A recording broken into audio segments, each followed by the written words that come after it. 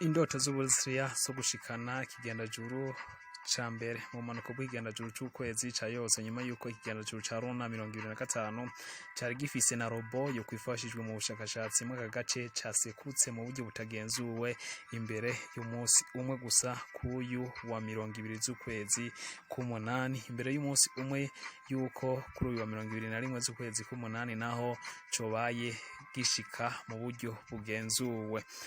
Ibi bikaba bishitse nyuma yuko mu mwaka w'igihumbi kimwe n'amajana icenda na 1976 igihugu c'Uburusiya cari carungitse ikigendajuru ca Luna 2024 kikabishikako neza. Tugiye kubigarukako nkuko vyemejwe n'ikigo gikora ubushakashatsi mu Burusiya mu bijanye n'ibigendajuru n'ikirere ca Roscosmos. Indoto zabo ntizagezweko bitewe nuko ikigendajuru cataye itumanaho n'ibigo vyo ngaha kw'isi kikaza kwisekura mu buryo butategekanijwe bwa soft landing ngo Lunar 2025 canke se landing 2025 ikora akazi kose neza maze ishikane robo yokoze ubushakashatsi ku kwezi no ku butaka bw'ukwezi. Mu itangazo Roscosmos yasohoye yemeje ko itumanaho ryatakaye n'ikigendajuru kuyu wa gatandatu igenekerezo rya 19 z'ukwezi k'umunani uyu mwaka hari isaha 8:57 isaha 7:57 ngaha i Bujumbura canke se isaha 5:57 neza na neza ku masaha ya GMT. Ibi bikaba bituma Uburusiya butashoboye kugenzura vyuzuye ikigendajuru kugeza kuyu wa 20 z'ukwezi k'umunani aho cisekuye hasi ku butaka bw'ukwezi. Itangazo rigira riti habaye gutakaza orbit kwa Lunar 2025 yategezwe gukurikira nyuma biza kurangira Lunar 2025 itakibayeho kubera kwisekura ku butaka bw'ukwezi. Kino kigo cemeje ko ikigo camaze gushiraho ikigo kidasanzwe kugira ngo gikore ubushakashatsi n'iperereza ku cateye impanuka ya landing 2025 canke se Luna 2025. Mission yari yitezwe cyane yongeye iyo ikunda yokongeye guha ijambo Burusiya mu bijanye n'ubushakashatsi bwo mu kirere ndetse n'isanzure.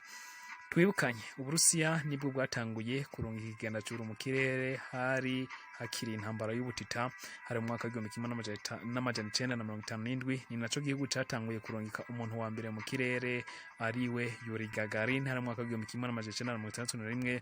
Bivuze kw'ivyo kurungika ibigendajuru basanzwe babizobereye ndetse ni nabo batanguye no kubigerageza.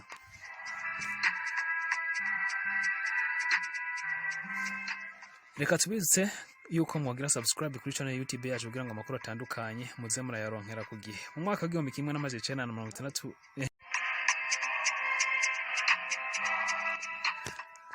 mu kwezi kwa munani tariki 18 z'ukwezi k'umunani umwaka w'igihumbi kimwe n'amajana icenda na 1976 ubwo Leonid Brezhnev yatwara igihugu c'ubumwe bw'Abasoviete harungitswe ikigendajuru co ku kwezi arico ciswe Lunar 2024. Kuri ubu mukumva ko hari harungitswe Lunar 2025 ariko bikaba bitakunze ko igera ku kwezi bivanye n'ibibazo vya tekinike vyabaye.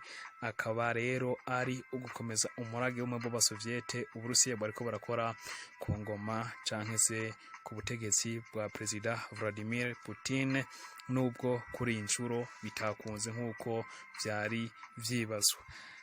Itangazo rya Roscosmos ryemeza ko kuva ejo kwigenekerezo rya 19 n'uyu munsi hageragejwe guhuza device zigize ikigendajuru ku kwezi ariko ko ataco bashoboye kugerako kuva kuri kuva ikigendajuru gitangura kukwegereza ivyo kumanuka ku butaka bw'ukwezi catanguye kugira ibibazo nkuko ikinyamakuru CNN cavyanditse. Channel ya Roscosmos ya Telegram yanditse ko mu gihe za operation zariko zirageragezwa ubufasha bwatanguye kugenda bwononekana cyane muri station automatique butigeze bwemera yuko habaho parametre zifasha manevre kugenda zirakora neza.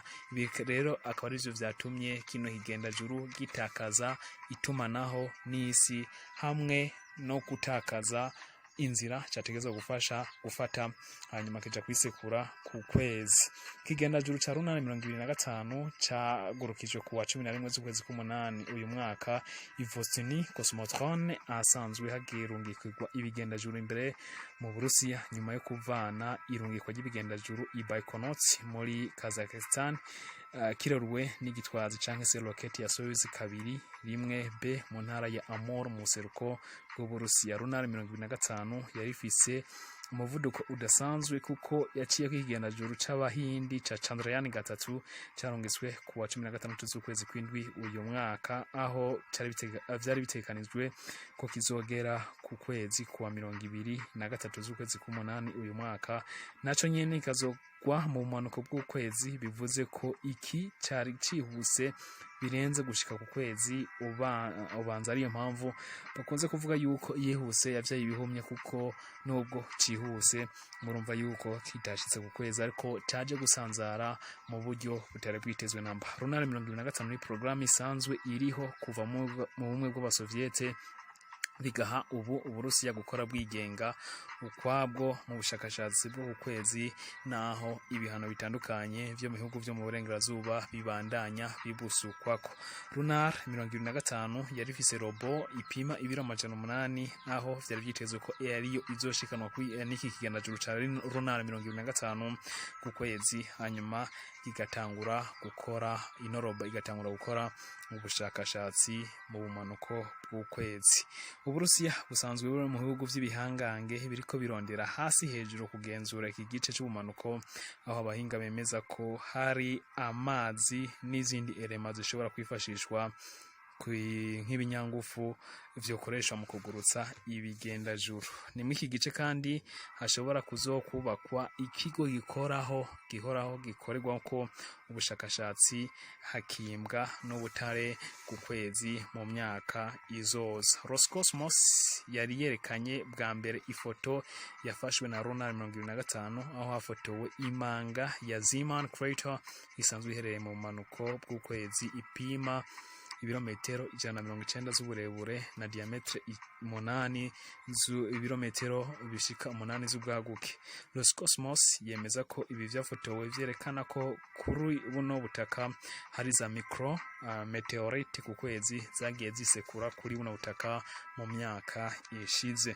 Gutakaza ubushobozi rero kwa Lunar 2025 biha amahirwe Ubuhindi bwo kwandika amateka nka kimwe mu bihugu kizoshikana ikigendajuru ku kwezi mu manuko kuno kwezi. Azoba ari kuri uyu wa 23 z'ukwezi k'umunani. Hamwe vyokunda rero Ubuhindi nibwo buzoba igihugu ca mbere bubigezeho, nyuma yuko mu mwaka wa 2019 babigerageje ariko biza kwanka. Hamwe Ubuhindi rero bwo bigera ko bihugu buzobaye igihugu kigira kane bumaze kugerageza gushikana ikigendajuru ku kwezi. Aha twovuga yuko twohera ku bumwe bw'abasoviete, akaza Leta Zunze Ubumwe za Amerika, Ubushinwa, hamwe rero n'ubwo Buhindi buzoba bubikoze. So bwa mbere rero igihugu c'Uburusiya kigira eshek mu kurungika ibigendajuru mu gukora ubushakashatsi, kuko mu mwaka wa 2011 Uburusiya bwashatse kurungika ikigendajuru ku kwezi kwa Mars muri mission yiswe Phobos Grant, gusa vyaje kwanka itararenga n'ikirere c'isi, aho yaje kugaruka yisekura mu bumanuko bwa Pacific, mu nyanja ya Pacific mu mwaka wa 2012. Gusa kunanirwa ntibisiguye guheba. Uburusiya buracafise izindi misiyo butekanya kuzorungika ku kwezi mu myaka izoza. Reka tubashimira ko mwanya natwe kuri Ivyacu TV. Ndabasaba mugire subscribe ku channel YouTube yacu niba mutarabikora, kugira amakuru atandukanye muze murayaronka ku gihe. Mushobora gusangiza no video, mushobora gushira ko like kugira ngo amakuru atandukanye muze murayaronka, kuko ushize ko like bituma izindi video ziza uzikunda. Reka tubashimire.